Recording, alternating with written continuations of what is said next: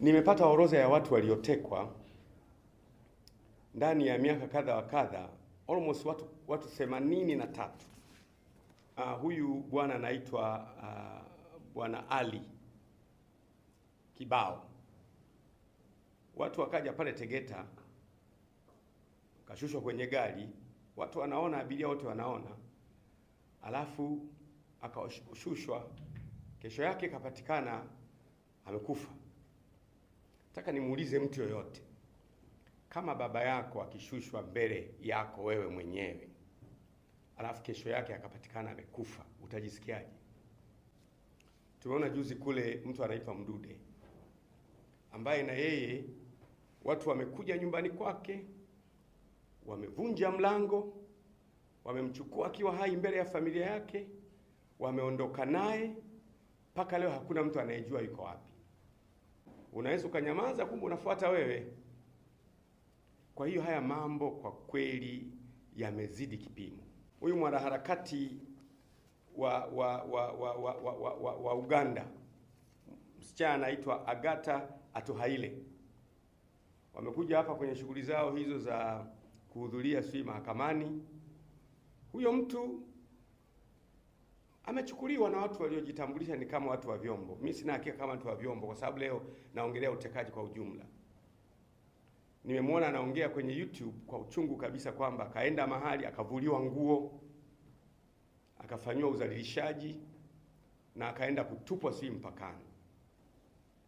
Sasa hebu tujaribu kuwaza, kama angekuwa ni mama yako mzazi amechukuliwa, anavuliwa nguo, anadhalilishwa, anatupwa mahali, ungejisikiaje? Ni kina nani hawa wenye ujasiri? Huyu mwingine Boniface Mwangi. Boniface Mwangi naye mwanaharakati kutokea Kenya, ambaye naye alikuwa amekuja kuhudhuria kesi pale, kuhudhuria kwenye kesi. Boniface na yeye tumemwona sasa, nafikiri ilikuwa Serena Hotel. Watu wanabisha, wanajitambulisha kwamba ni watu wa viongozi wa vyombo vya dola. Nimeona kwenye YouTube anaongea nao kwamba jamani, mmekuja usiku sana, njoni kesho nini na nini. Vyovyote vile ambavyo imekuwa, lakini sasa mtu amechukuliwa na watu wanaodhaniwa kuwa ni vyombo vya dola, wameenda naye. Sasa baadaye mtu anaokotwa mpakani kule Horohoro, Tanga. Sasa kunakuwa na picha gani sasa?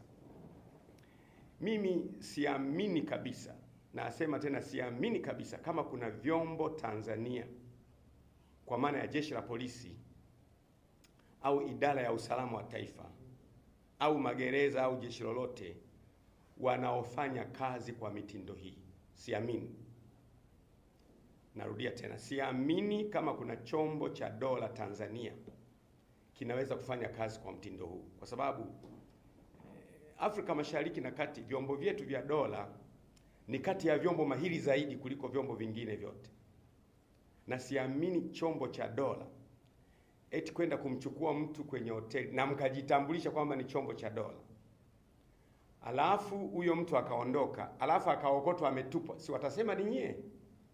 Hakuna chombo cha dola ambacho kwa Tanzania ninachokiona mimi kinaweza kikafanya mambo ya kijinga kama haya. Hakipo.